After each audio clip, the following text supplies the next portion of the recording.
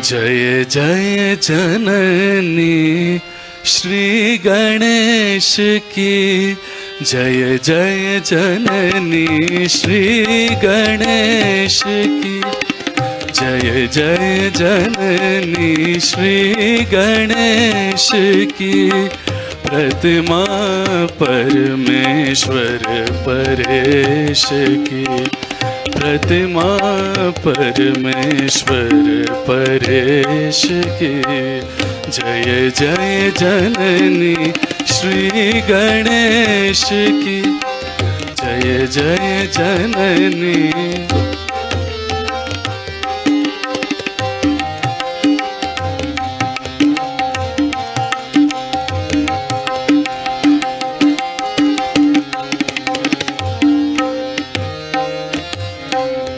जय गजवदन षडानन माता, जय गजवदन षडानन माता। जय जय जय जय निर्मल माता, जय जय जय जय निर्मल माता। ध्यान दान की सुंदर प्रतिमा, ध्यान दान की सुंदर प्रतिमा। बनी वाहिनी शुभ संदेश की, बनी वाहिनी शुभ संदेश की। जय जय जननी श्री गणेश की।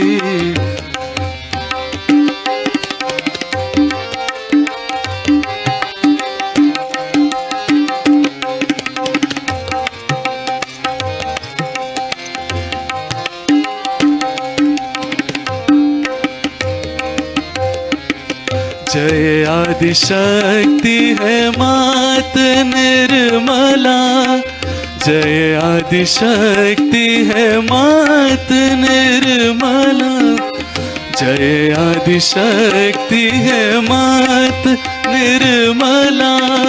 जय जय जय जय भक्त वत्सला, जय जय जय जय भक्त वत्सला। भक्ति दान दो भक्ति गम्या, भक्ति दान दो भक्ति गम्या। कीजिए कृपा निर्मल गणेश की, कीजिए कृपा निर्मल गणेश की। जय जय जननी श्री गणेश की।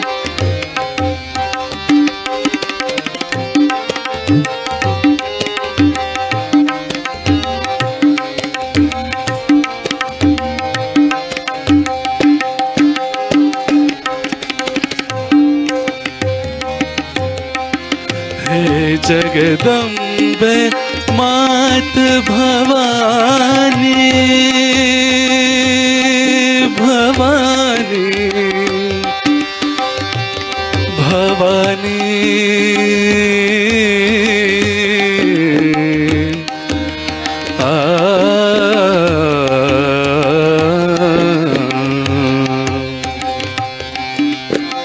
हे जगदम्बे मात भवानी, शुद्ध विद्या तव चरणन जानी, शुद्ध विद्या तव चरणन जानी। मोक्ष दान दे मोक्ष प्रदायनी, मोक्ष दान दे मोक्ष प्रदायनी। तू विनाशिनी भव कलेश की, तू विनाशिनी भव कलेश की। जय जय जननी श्री गणेश की, जय जय जननी श्री गणेश की।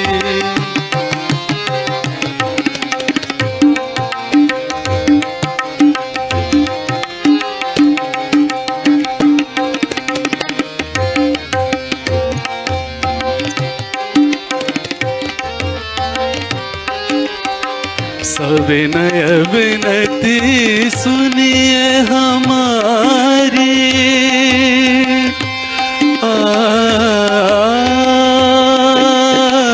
आ, आ, आ,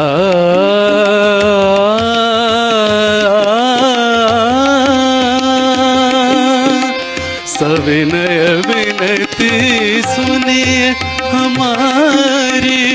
माँ निर्मल भोली अति प्यारी, माँ निर्मल भोली अति प्यारी।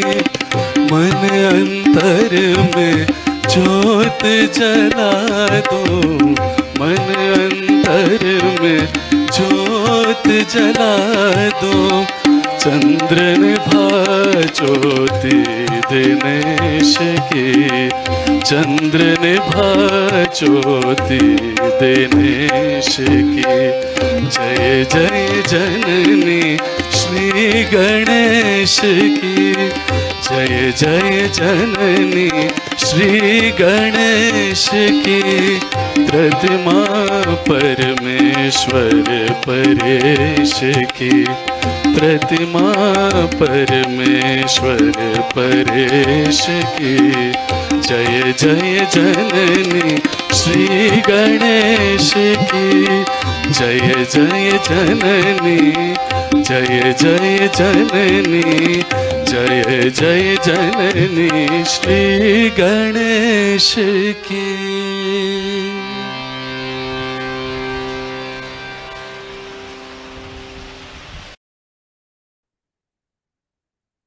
जय श्री माता जी।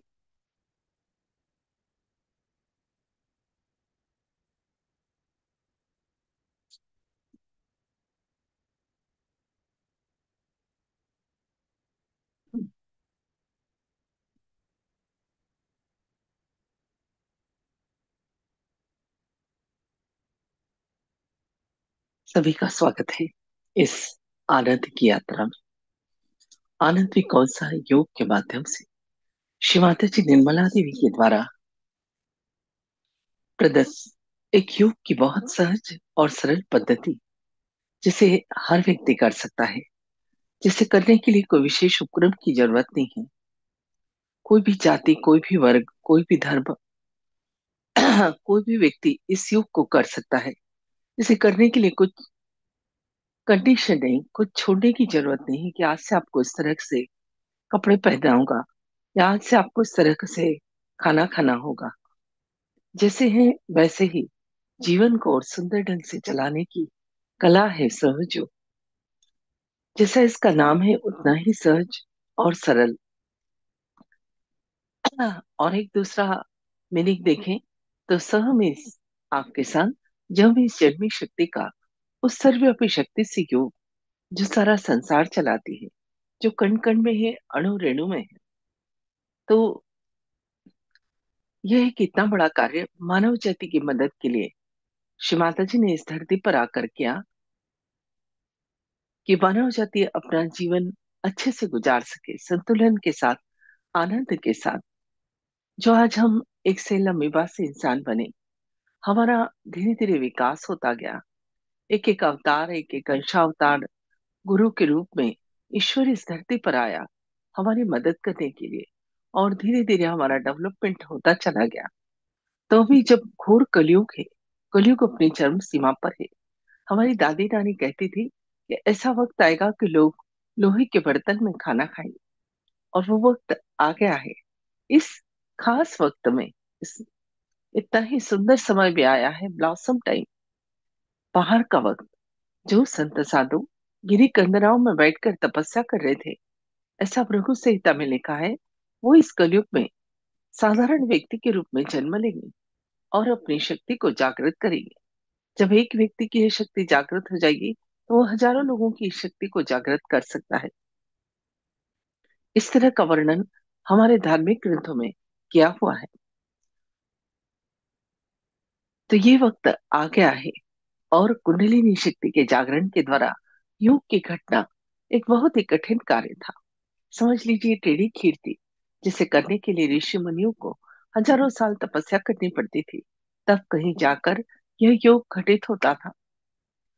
तो माँ के आशीर्वाद से यह कार्य बहुत ही सरल हो गया है, और इसलिए हो गया है कि मेरे बच्चे कभी तकलीफ में न रहे।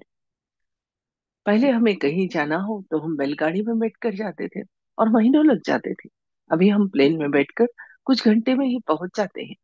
ऐसे ही ये वक्त बहुत ही खास वक्त है, और इस वक्त में जो बहुत ही कठिन कार्य था, योग का, कुंडलिनी शक्ति के जागरण के द्वारा योग की यदि देखें तो अंतिम अवस्था यही है। पहले तो इसके लिए अष्टांग योग का पालन करना पड़ता था, यम नियम प्राणायाम प्रत्याहार ध्यान धारणा समाधि। तब कहीं जाकर अंतिम स्थिति की बात की जाती थी। रास्ता ही इतना कठिन था, परंतु श्री माता जी निर्मला देवी ने 5 मई 1970 को इस योग की शुरुआत की। सहस्त्रार चक्र का खुलना एक अद्भुत घटना यह घटित हुई, और सबसे पहले कार्य एक वृद्ध महिला पर हुआ। जब उसका सहस्त्रार चक्र खुल गया, उसकी शक्ति का जागरण हो गया, और फिर 12 लोगों पर, और फिर बात आग की तरह फैलती चली गई, एक देश से दूसरे देश में तक। और कार्य इतना बड़ा, इतना अनमोल, कि आप उसको पैसों से कोई तोल ही नहीं सकते, इसलिए पूरी तरह से विना मूल्य सहयोग का कहीं कोई पैसा लिया दिया नहीं जाता है। क्या आप ईश्वर को, आनंद को खरीद सकते हैं? यदि खरीद सकते तो लोग रोज खरीद लाते और कहते आज का दिन सुंदर गुजर जाएगा। वो तो आपके अंदर है। सिर्फ खुद को जानना, खुद को पहचानना है कि आप कौन है, कितनी बड़ी शक्ति है। ईश्वर ने आपको इस धरती पर किस लिए भेजा है? हम पेरेंट्स अपने बच्चों को कभी दुखी नहीं देख सकते, तो वो ईश्वर कैसे देख सकता है? तो जब भी देखता है मानव जाति परेशान है, तो किसी न किसी स्वरूप में मदद के लिए धरती पर आता है। तो इस समय एक ऐसे स्वरूप की आवश्यकता थी जो प्रेममय हो, करुणामय हो। तो माँ का स्वरूप इस धरती पर आया, और उन्होंने इस शक्ति के जागरण का बहुत ही सहज, सरल और प्रामाणिक तरीका बताया। प्रमाण इस तरह से कि जब शक्ति का जागरण हो जाता है, हम उस डिवाइन पावर से कनेक्ट हो जाते हैं, तो उस शक्ति को दोनों हाथों पर और सिर के ऊपर तालू भाग पर ठंडी या गर्म हवा के रूप में महसूस कर सकते हैं। यह अनुभूति इतनी सुंदर है जिसका वर्णन हर धर्म में किया है। हिंदू धर्म में आदि गुरु शंकराचार्य ने इसे सलीलम सलीलम, ठंडे ठंडे चैतन्य के रूप में वर्णित किया है। तो बाइबल में इसे cool bridge of the Holi ghost कहा है। मुस्लिम धर्म में रूह, तो पातंजल ने इसे रिदम्बरा प्रज्ञा, और नानक साहब ने इसे अलख निरंजन कहा है। और भी बहुत सारे धर्मों में इसका नाम तो है। पर इस शक्ति का जागरण बहुत ही कठिन कार्य है, इसलिए कोई भी इस शक्ति के जागरण की बात नहीं करता था। सभी लोग कहते थे थोड़ा पूजा पाठ, व्रत उपवास, दुआ, प्रेयर, बस यही सब कर लो। पर यह वक्त बहुत ही खास वक्त आया है, और इस वक्त में आप हम जो बैठकर ईश्वर की चर्चा कर रहे हैं, ये कोई साधारण लोग नहीं। जन्मों से ईश्वर से आराधना कर रहे थे इस योग की प्राप्ति के लिए। तभी कहीं जाकर इस योग की प्राप्ति होती है, और इसे कंटिन्यू भी वही कर पाते हैं जिनके पुण्य पूर्ण हो जाते हैं। तो जब वो परमात्मा की शक्ति, जिसे आदिगुरु शंकराचार्य ने अपने सुंदर लेली नामक ग्रंथ में वर्णित किया है कि जब माँ की कृपा होगी तो आपको सलीलम सलीलम, ठंडा ठंडा चैतन्य महसूस होगा। बाइबल में उसे cool breach of the Holi ghost कहा है। तो मुस्लिम धर्म में उसे रूह, और पातंजल ने उसे रितंबरा प्रज्ञा, नानक साहब ने अलख निरंजन, और भी बहुत सारे धर्मों में इसका वर्णन तो है शक्ति का। पर इसको जागृत करना बहुत ही कठिन काम था, इसलिए कोई भी जागृति की बात नहीं करता था। फिर जब हम इस वाइब्रेशन या चैतन्य को महसूस करने लगते हैं, उस परमात्मा की शक्ति को, उसके निराकार स्वरूप को, तो हम उसको अपने जीवन में बहुत सारी जगह काम में ले सकते हैं। तो जब हमने बच्चों के बीच जाकर यह योग कराया, कॉलेज, हॉस्टल्स, स्कूलों में जाकर, तो बहुत ही सुंदर रिजल्ट रहे बच्चों के। EQ, IQ, grasping power, memory, यह सब तो अच्छी हुई। पर जो सबसे बड़ी चीज मैंने देखी, क्योंकि आज मैं खुद करीब 30 साल से इस योग से जुड़ी हूँ, भारत के बहुत सारे शहर, इंदौर, मुंबई, दिल्ली, कलकत्ता, पुणे, सभी दूर रहने का अवसर मिला। खुद तो करती रही, माँ के आशीर्वाद से जन जन तक इस योग को पहुंचाती रही। तो जब बच्चों के बीच जाके इस योग को कराया, तो जो चीज बच्चों में खास देखी वह थी संस्कार। इन संस्कारों को आप खरीद नहीं सकते। ये संस्कार तो हम दे भी नहीं पाते हैं बच्चों को, परंतु जब शक्ति का जागरण होता है तो वो बच्चों के अंदर विजडम आने से वो बच्चे समझते हैं कि क्या अच्छा क्या बुरा। गलत रास्ते वो बच्चे कभी नहीं जाते, गलत काम कभी नहीं करते, गलत शब्दों का इस्तेमाल नहीं करते, उनकी संगत खराब नहीं होती, उनके अंदर कोई बुरी आदत नहीं होती। और यहाँ तक देखा मैंने, वो बच्चे बड़ों का बिल्कुल इस तरह से आदर करते हैं जैसे बड़े उनके लिए भगवान हो। इस तरह से बच्चों के व्यक्तित्व का निर्माण होता है। बहुत ही सुंदर। जब ये योग हमने गांव में किसानों को कराया, उन्होंने सहज कृषि की, मतलब बीजों को बोने के पहले श्री माता जी के समक्ष रखे, जल रखा, वो चैतन्य जल और बीज खेतों में डाला, तो किसानों का कहना था फसल इतनी अच्छी आई कि सालों का कर्जा खत्म हो गया। उस फसल को कीड़ा नहीं लगता है, वो फसल की एक विशेष खुशबू होती है। जब डॉक्टर्स ने इसका प्रयोग किया अपने पेशेंट पर, तो ऐसी साइकोसोमेटिक डिसीज जिनका कि इलाज ही नहीं हो पा रहा था, वो पेशेंट की रिकवरी जल्दी होने लगी। उन्हें ध्यान भी कराया और दवाई भी दी। इसी तरह से गायकों ने अपने ढंग से, तो साइंटिस्ट ने अपने ढंग से, सबने अपने अपने क्षेत्र में इस वाइब्रेशंस या चैतन्य या परमात्मा की शक्ति का प्रयोग कर उसके बहुत ही सुंदर रिजल्ट देखे। आजकल जिससे मिलो वही स्ट्रेस, तनाव, फ्रस्ट्रेशन, डिप्रेशन, यही सब बात करते हैं। ये सब आता कहाँ से और क्यों आता है? थोड़ी सी इस विषय पे चर्चा करते हैं। अभी आपके स्क्रीन पर हमारे अंदर के सूक्ष्म शरीर का फोटो आ रहा है। बाहर से भले हम लोग दिखने में अलग अलग हैं, पर अंदर से हम सबका शरीर एक जैसा होता है। जब बच्चा माँ के गर्भ में 3 माह का होता है, तो वो परमात्मा की शक्ति तालु भाग से प्रवेश करती है और शरीर में 3 नाड़ी और 7 चक्र बनाती है। बची हुई शक्ति जहाँ रीढ़ की हड्डी खत्म होती है, वहां एक पवित्र अस्थि होती है, वहां 3.5 कुंडल बनाकर बैठ जाती है। यह शक्ति कुंडल बनाकर बैठी रहती है, इसलिए इसको कुंडलिनी शक्ति या प्योर एनर्जी कहते हैं। ध्यान में अभी हम इस शक्ति को ही जागृत करेंगे। जब इस मां को जागृत करते हैं तो ये 3 नाड़ी और 7 चक्र से बना हमारा शरीर संतुलित हो जाता है। अब इसमें संतुलन क्या होता है, थोड़ी सी इस विषय पे चर्चा करते हैं। तो ये जो लेफ्ट साइड की नाड़ी है, इड़ा नाड़ी, इसे चंद्र नाड़ी या लेफ्ट सिंपैथेटिक नर्वस सिस्टम कहते हैं।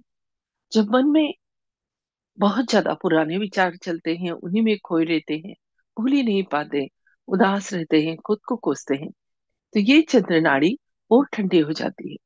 और जब ये ठंडक हमारे अंदर आती है, तो ऐसे लोगों को low blood pressure, depression, paralysis, इस तरह की प्रॉब्लम होती है। और बच्चे जब पढ़ाई करने बैठते हैं तो उन्हें नींद आ जाती है।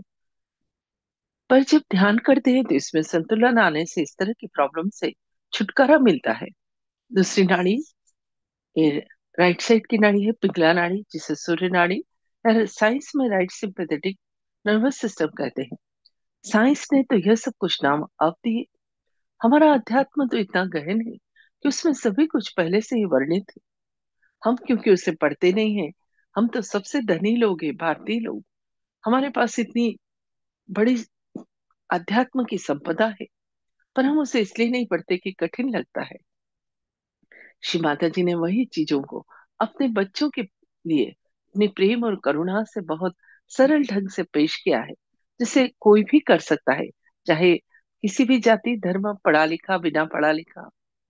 तो ये राइट नाड़ी, सूर्य नाड़ी होने से जब मन में फ्यूचर के बहुत विचार चलते हैं, भविष्य को भूल ही नहीं पाते, चिंता करते रहते हैं हमेशा, तो ये नाड़ी और गर्म हो जाती है। जब यह गर्मी हमारे अंदर आती है, तो ऐसे लोगों को high blood pressure, heart attack, asthma, paralysis, इस तरह की प्रॉब्लम होती है।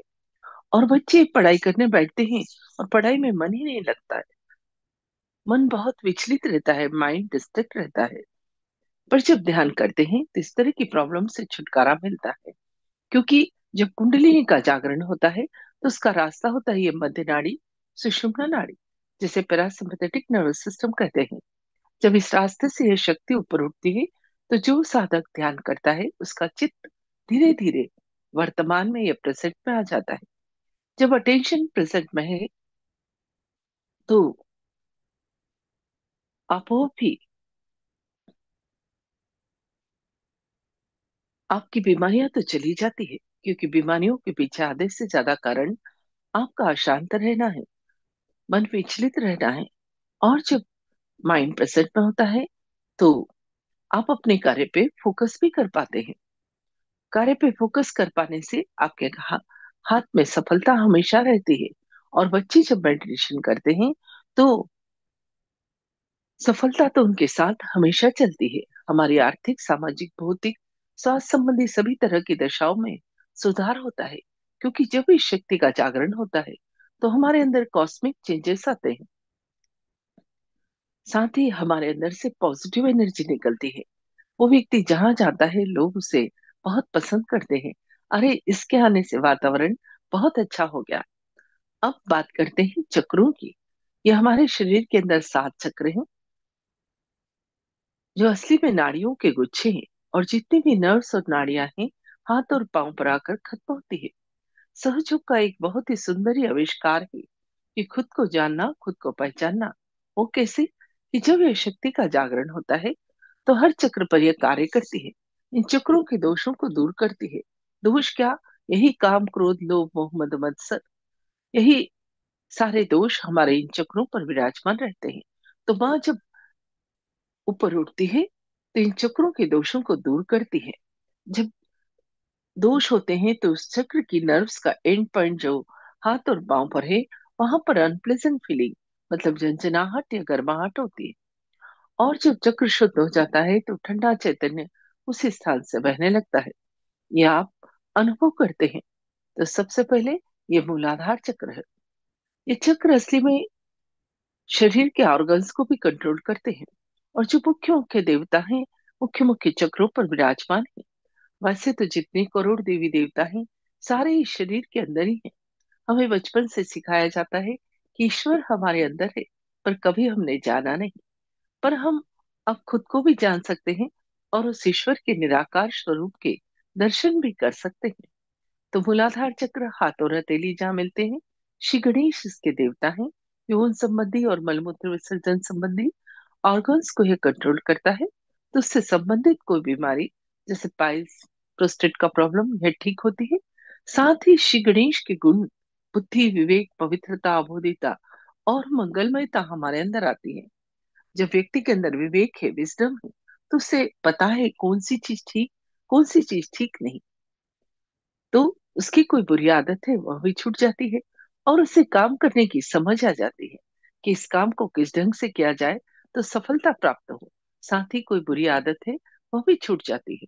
सेकंड नंबर पर स्वादिष्ठान चक्र, दोनों हाथ के अंगूठे पर श्री ब्रह्मदेव सरस्वती इसे कंट्रोल करते हैं। और उनकी क्वालिटी, जैसे उन्होंने दुनिया की रचना की, वही रचनात्मकता, कलात्मकता और उस ईश्वर को जानने का शुद्ध ज्ञान हमारे अंदर आ जाता है। बच्चों को जब आप ध्यान कराते हैं तो उनकी ड्राइंग, पेंटिंग, गाना गाना, हर काम में सुंदरता आती है। हमें भी आश्चर्य होता है हमारे अंदर इतना परिवर्तन कैसे, हमारे हाथ से इतने सुंदर कार्य कैसे होने लगे। ये आप आश्चर्य करेंगे।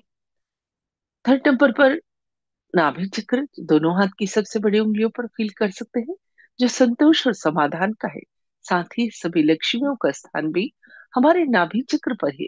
जब यह चक्र जागृत होता है तो परिवार में संतुलन, लक्ष्मी की कृपा, पैसों में बरकत और पैसों का सुख उठाते हैं। पेट संबंधी कोई समस्या है वह भी ठीक होती है। उसके बाद ये भवसागर गुरुओं का स्थान है। जो भी महान गुरु है, दत्तात्रेय, साईनाथ, एक एक जो 10 अवतार आए हमारी मदद करने के लिए आए, उन सब की क्वालिटी हमारे इस भवसागर में होती है। तभी कहते हैं ना, सही गुरु ही भवसागर से पार लगाता है। तो जब हमारा गुरु तत्व जागृत होता है तो हम स्वयं के गुरु बनते हैं। बच्चे जब मेडिटेशन करते हैं, नियमित सुबह शाम 10-10 मिनट ध्यान, श्री माता जी के लेक्चर सुनना, फुटसुक करना और सप्ताह में एक दिन सेंटर जाना, अगर ये नियमित अपनी लाइफ का पार्ट बना लिया आपने, तो आप देखिए कितना परिवर्तन आता है। बच्चे तो बहुत ही डायनामिक हो जाते हैं। वो ग्रुप डिस्कशन, इंटरव्यू, वाइवा, भाषण प्रतियोगिता, हर जगह अपनी बात को पूरे कॉन्फिडेंस से व्यक्त करते हैं। उसके बाद हृदय चक्र, दोनों हाथ की छोटी उंगली पर जान सकते हैं कि सुरक्षा का है। जब कुंडलिनी माँ यहाँ आती है तो यहाँ पर जगदम्बा की सभी शक्तियों को हमारे अंदर जागृत कर देती है, तो हमारे अंदर का डर और भय दूर हो जाता है, पूर्ण आत्मविश्वास आता है। जिन महिलाओं को ब्रेस्ट कैंसर की प्रॉब्लम है, कहीं ना कहीं अपने आप को इनसिक्योर फील करती है। जो बच्चे परीक्षा आने से ही बीमार हो जाते हैं, वो बहुत डरते हैं, क्योंकि रोगों से लड़ने की एंटीबॉडीज यहीं से तैयार होकर इस 12 साल तक पूरे शरीर में जाती है। पर जब हृदय चक्र मजबूत होता है तो इस तरह की प्रॉब्लम से तो छुटकारा मिलता है, साथ ही आपका इम्यूनिटी सिस्टम भी स्ट्रांग होता है। उसके बाद विशुद्धि चक्र जो गले में है, अंगूठी के पास वाली उंगली पर आप इसे अनुभव कर सकते हैं। श्री राधा कृष्ण इसे संभालते हैं, और उनकी क्वालिटी जब ये चक्र जागृत होता है तो वाणी में मधुरता, व्यक्तित्व में आकर्षण, साक्षी भाव, डिवाइन डिप्लोमेसी, यह गुण तो आते हैं। साथ ही नाक कान गले से संबंधित कोई बीमारी जैसे स्पेंडोलाइटिस, थायराइड, उसमें भी सुधार होता है। अब आता है आज्ञा चक्र। आज हम इस चक्र पर ही विस्तार से बात करेंगे। रोज हम कोशिश करते हैं एक चक्र पर विस्तार से बात करने की, और बाकी सभी चक्रों पर शॉर्ट में। यह आज्ञा चक्र का स्थान आप देखिए कपाल के मध्य और सर के पीछे होता है।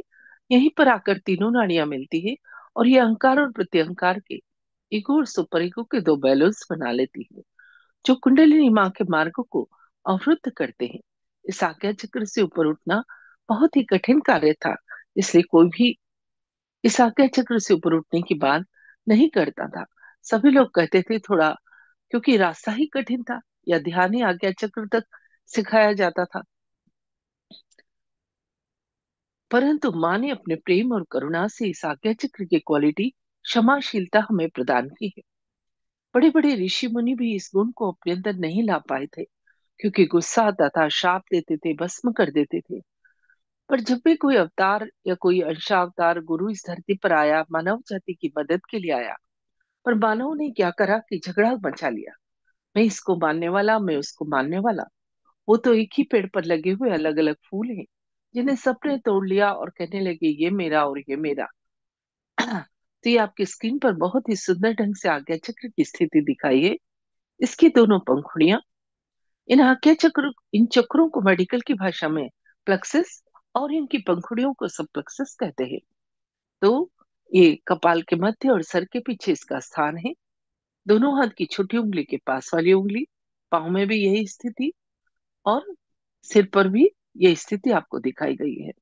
या आज्ञा चक्र के बारे में यहाँ पर दिखाया भी गया है। ये 23 तत्व का बना हुआ है। आज्ञा चक्र हमारे आंखों की, सिर की, इन सब की देखभाल करता है। जब आदमी बहुत गुस्सा करता है, आज्ञा चक्र का गलत ढंग से यूज करता है, तभी ब्रेन हेमरेज और ये माइग्रेन, ये इस तरह की बीमारियां होती है आंखों संबंधी।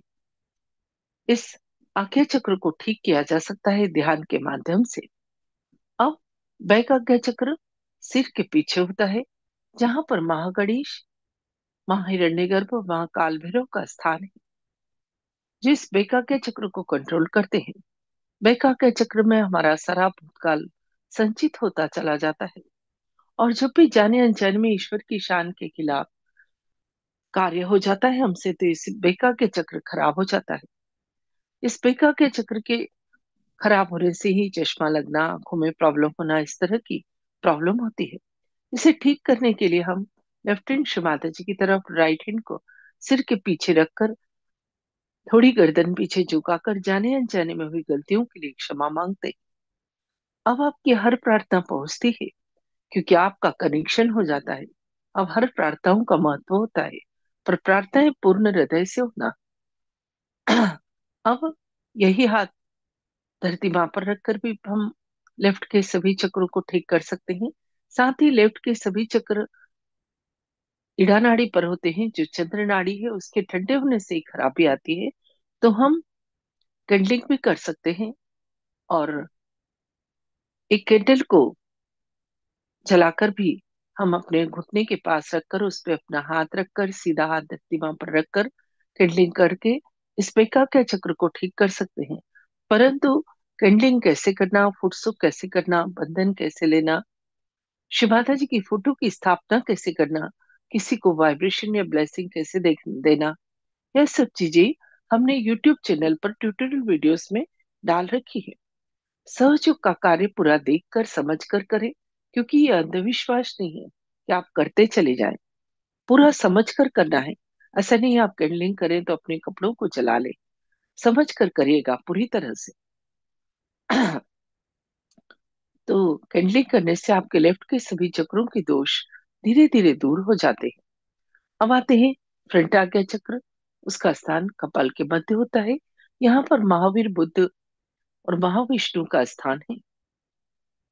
इसे ठीक करने के लिए हम लेफ्ट हैंड शिव माता जी की तरफ, राइट हैंड को कपाल पर रखकर थोड़ा सर झुकाते हैं और प्रार्थना करते हैं, शिव माता जी कृपा करके मुझे क्षमा की शक्ति प्रदान करो। और सबको क्षमा करते हैं, खुद को भी क्षमा करते हैं। जब हम क्षमा करते हैं तभी ये जो लेफ्ट हैंड राइट में और राइट हैंड लेफ्ट में जाके ये दो बैलून्स बन गए हैं, ये येलो और ब्लू कलर के पिचक जाते हैं और कुंडलिनी मां इस आज्ञा चक्र को से ऊपर उठकर सहस्त्रार चक्र पर पहुंच जाती है। इस आज्ञा चक्र को खुलना बहुत ही कठिन काम था। कोई भी इस आज्ञा चक्र से ऊपर के ध्यान की बात इसीलिए नहीं करता आया।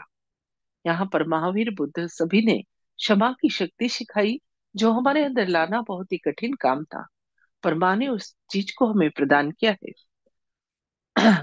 आज हमने इस आज्ञा चक्र के विषय में जाना। अब इस आज्ञा चक्र को ठीक करने का एक तरीका और है कि हम एक कैंडल जलाएं, उसको कटोरी या पॉट में रखें और उसकी ब्लू फ्लेम में से श्री माता जी की बिंदी को देखें। 5 मिनट से ज्यादा कुछ नहीं करना है। अगर आप ऐसा करते हैं तो भी आज्ञा चक्र के दोष धीरे धीरे दूर हो जाते हैं। इसके बाद आता है सहस्त्रार चक्र। उसका स्थान सिर के ऊपर तालू पर लिम्बिक एरिया में होता है। वहां पर एक ब्रह्मरंध्र होता है। कुंडलिनी शक्ति आज्ञा चक्र से ऊपर उठकर सहस्त्रार चक्र पर जाकर इस ब्रह्मरंध्र को खोलकर उस परमात्मा की शक्ति से हमारा योग करा देती है। और जब योग घटित हो जाता है तो शक्ति को दोनों हाथों पर और सिर के ऊपर तालु भाग पर ठंडी या गर्म हवा के रूप में हम महसूस कर पाते हैं, जो अभी इसी वक्त आप अनुभव करेंगे। तो उसके पहले शक्ति के जागरण के हम अपने अंदर के सूक्ष्म शरीर सटल सिस्टम को शुद्ध करेंगे, जिन 5 तत्वों से बने हैं, जल, आकाश, अग्नि, पृथ्वी और वायु। इन्हीं 5 तत्वों की मदद से पहले इस सूक्ष्म शरीर को शुद्ध करके फिर हम शक्ति का जागरण करेंगे। तो कैसे करना है पहले सीख लीजिए, मेरे साथ साथ करते चलिए। ध्यान शुरू करने के पहले एक दिया जरूर जलाएं, क्योंकि एक तत्व अग्नि भी है। अब अपना सीधा हाथ धरती मां पर, राइट हैंड, हाथ फिर से घुटने पर। अब अपना लेफ्ट हैंड कोहनी से बढ़कर आकाश की तरफ,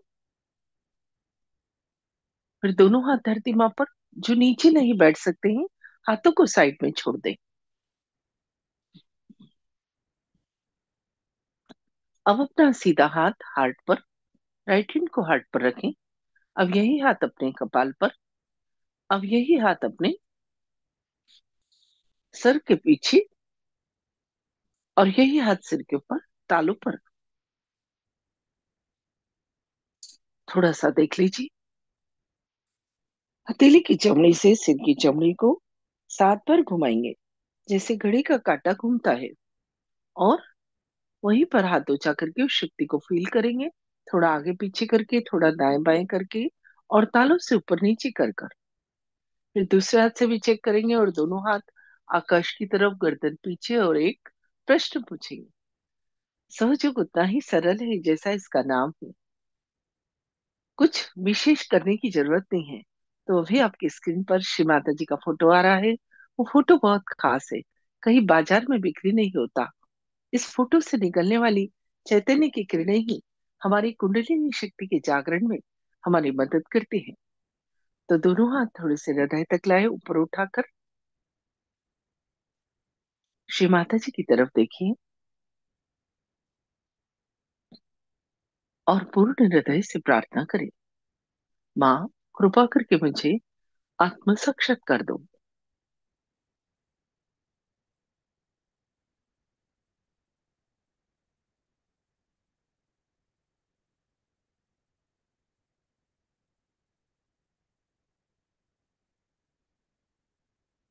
हृदय से मांगना होगा,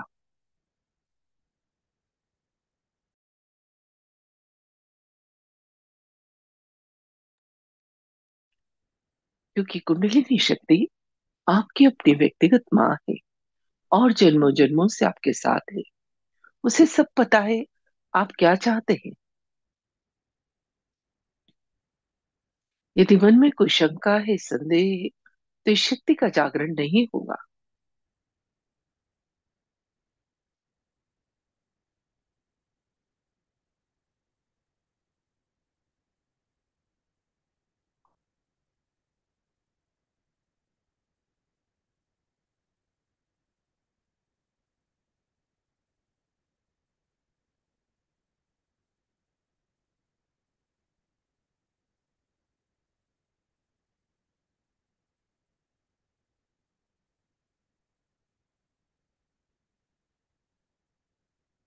दोनों हाथ घुटने पर खुले हुए, चित्त पूरा शांत और पीठ सीधी, आंखें बंद।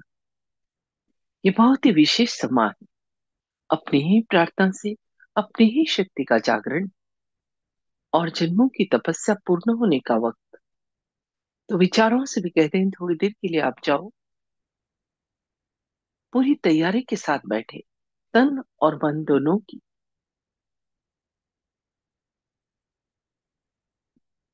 अब अपना सीधा हाथ या राइट हैंड धरती मां पर रखे और अटेंशन इडा नाड़ी पर। उसका स्थान रीढ़ के टीके थोड़ा सा बाईं तरफ या लेफ्ट साइड में।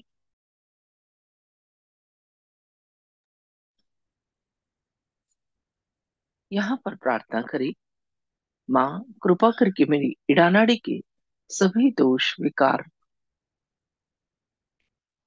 जन्मों जन्मों से आई खराबियां, कुसंस्कार, आलस्य, इन सभी को आप सीधे हाथ के द्वारा धरती माँ में समा दो।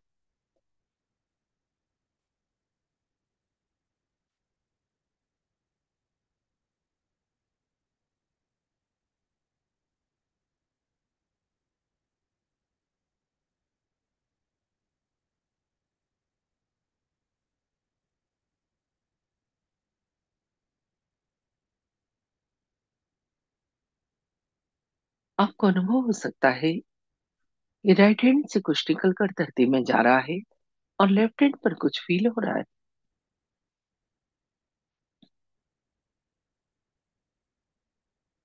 बहुत ही सूक्ष्म घटना है, ध्यान से अनुभव कीजिए।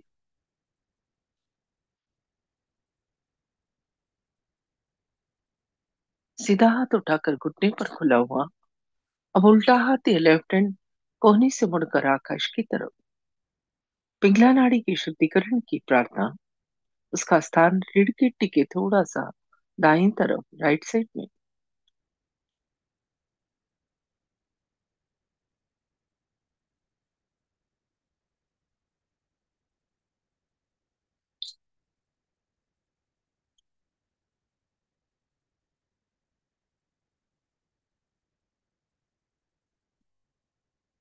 प्रार्थना करेंगे, माँ हमारी पिंगला नाड़ी के सभी दोष, विकार, भविष्य की चिंताएं, अतिरिक्त गर्मी,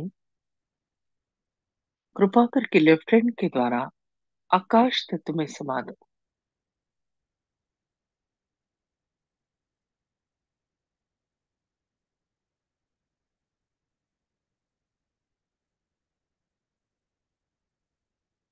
हाथ धीरे धीरे वापस घुटने पर।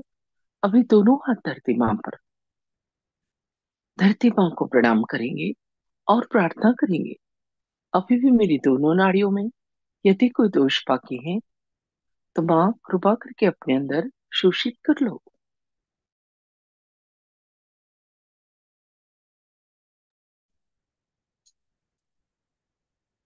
चित्त मध्य नाड़ी, सुषुम्ना नाड़ी पर। उसका स्थान रीढ़ की हड्डी के मध्य में। दोनों हाथ घुटने पर खुले हुए और पूर्ण हृदय से प्रार्थना सुषुम्ना नाड़ी को जागृत करने की और वर्तमान में स्थापित करने की। अब अपना सीधा हाथ या राइट हैंड अपने हृदय पर, आत्मा के स्थान पर थोड़ा दबाओ और चित्त पूरा हाथ के नीचे।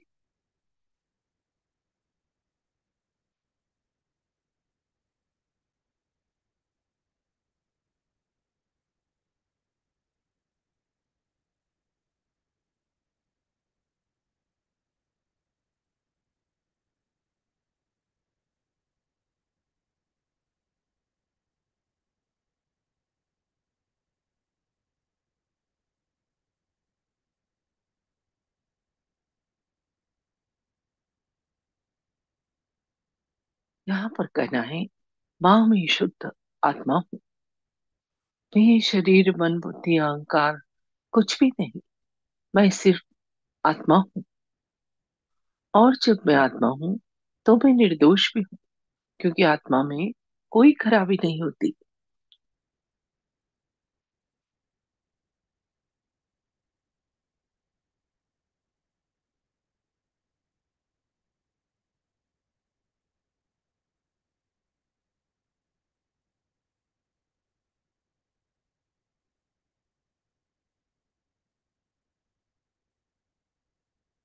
जब हम इस तरह से कहते हैं कि मैं शुद्ध आत्मा हूँ, तो अंदर बैठी कुंडलिनी माँ बहुत प्रसन्न होती है और जागृत होने के लिए तैयार होती है। अब इसी हाथ को उठाकर अपने कपाल पर रखें, जहाँ बिंदी लगाते हैं। थोड़ा दबाओ और थोड़ा सर झुकाए। यहाँ पर कहें, माँ, आज मैंने सबको क्षमा किया और अपने आप को भी क्षमा किया। किसी व्यक्ति का नाम न ले, एक साथ सबको क्षमा करें और खुद को भी क्षमा करें।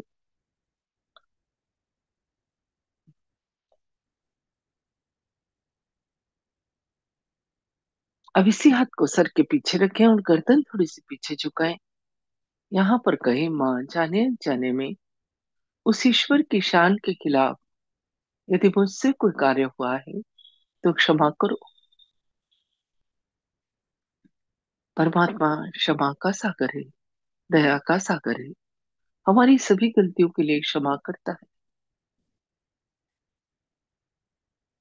अब इसी हाथ को उठाकर हथेली को तान कर सिर के ऊपर तालू पर रखें।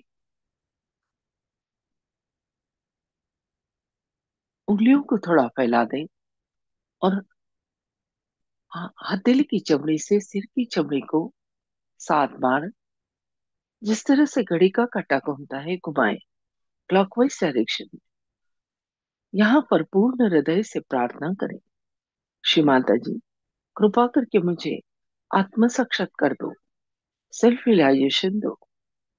उस सर्वव्यापी शक्ति से जो ये सारा संसार चलाती है, मेरा योग करा दो। उस शक्ति की अनुभूति दो। पूर्ण हृदय से मांगे। हाथ घुमाना धीरे धीरे बंद। हाथ को वापस घुटने पर खुला हुआ। थोड़ी देर ध्यान लगाएं। चित्त पूरा तालू पर, पूरा अटेंशन सिर के ऊपर तालू पर, आंखें बंद और पीठ सीधी।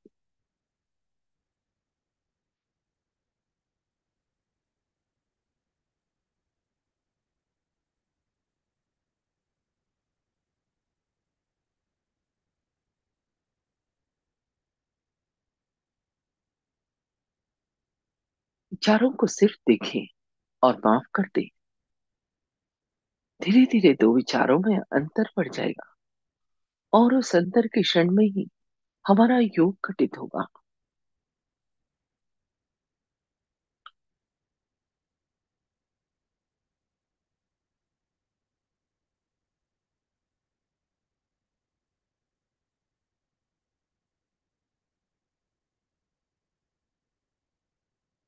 तो विचारों के बीच जो विलंब का क्षण है, वही महत्वपूर्ण है।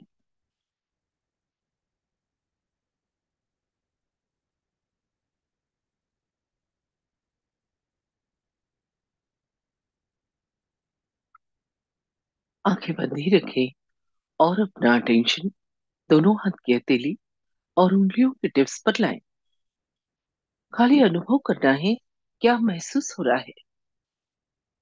हाथों में ठंडा या फिर गर्म, उंगलियों के टिप्स पर कुछ झंझनाहट, हथेली में कुछ गोल घूमता हुआ, या हाथ भारी हो गए हो, ऐसा कुछ भी दोनों हाथ में या एक हाथ में महसूस होगा।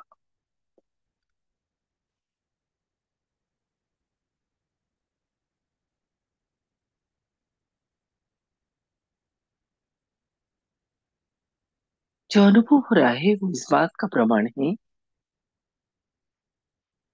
शक्ति का जागरण हो गया और उस ईश्वर की निराकार शक्ति हमारे दोनों हाथों पर और सिर के ऊपर तालु भाग पर ठंडी या गर्म हवा के रूप में महसूस होने लगी है।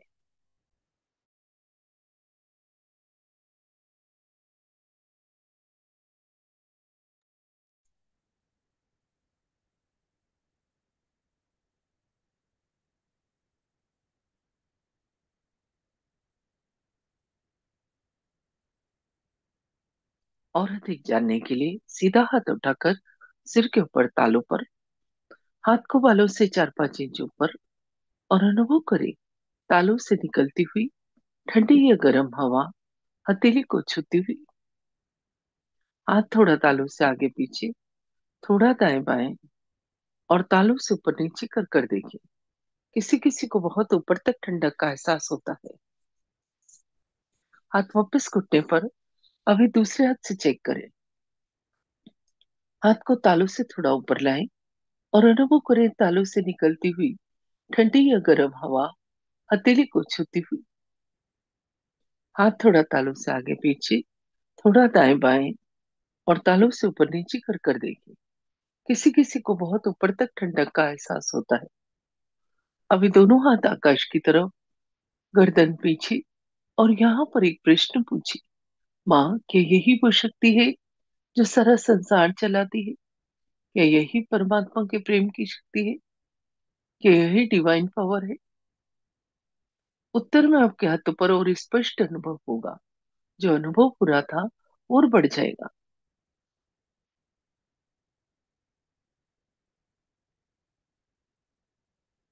हाँ, धीरे धीरे वापस घुटने पर कुछ देर शांत बैठे।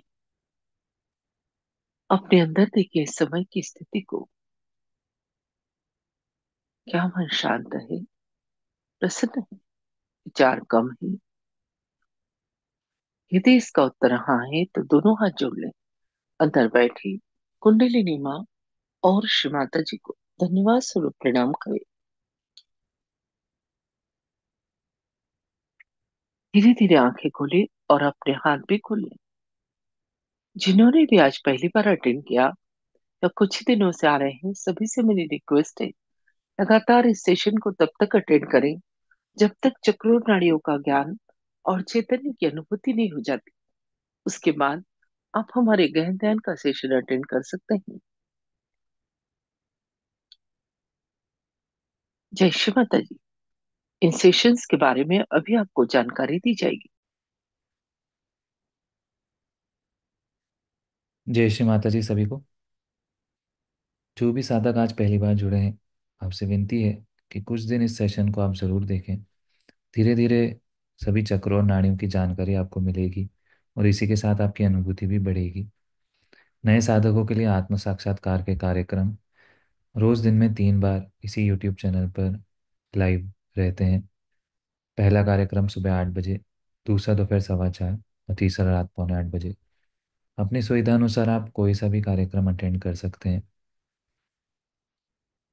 सुबह 8 बजे और दोपहर 4:15 बजे के कार्यक्रम के बाद, ध्यान के बाद, आप अपने प्रश्न भी हमसे यूट्यूब पर लाइव चैट में पूछ सकते हैं या जूम मीटिंग ज्वाइन करके डायरेक्ट बात भी कर सकते हैं। आप चैनल सब्सक्राइब कर लेंगे तो रोज़ होने वाले कार्यक्रम की लिंक आपको ईजिली मिलती रहेगी। इसी के साथ इस चैनल पर हमने बहुत से ट्यूटोरियल वीडियोस, वर्कशॉप के वीडियोस, चक्रों और नाड़ियों की जानकारी के वीडियोस भी अपलोड किए हैं, जिन्हें देखकर आप सहजयोग की पूरी जानकारी ले सकते हैं। जिन साधकों को कुछ समय हो गया है, आप चाहें तो रोज़ 5:30 बजे गहन ध्यान का कार्यक्रम भी इसी यूट्यूब चैनल पे होता है, उसे भी अटेंड कर सकते हैं। सभी साधकों से विनती है, सुबह शाम 5 से 10 मिनट ध्यान ज़रूर करें। रोज़ फुट सोकिंग करें, श्री माता जी के प्रवचन सुने, और सप्ताह में कम से कम एक बार सामूहिक ध्यान के लिए आप अपने अपने शहर या गांव के सेंटर पर ज़रूर जाएं। सेंटर कहाँ और कितने बजे लगता है, इसकी जानकारी आप ऑनलाइन देख सकते हैं या हमसे भी पूछ सकते हैं।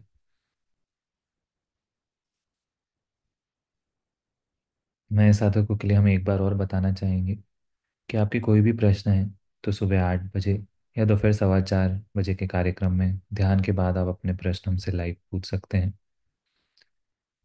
सभी को जय श्री माता जी। आज का कार्यक्रम अब हम यहीं समाप्त करते हैं। आज के ध्यान और आनंद के लिए श्री माता जी को कोटि कोटि धन्यवाद, कोटि कोटि प्रणाम। जय श्री माता जी।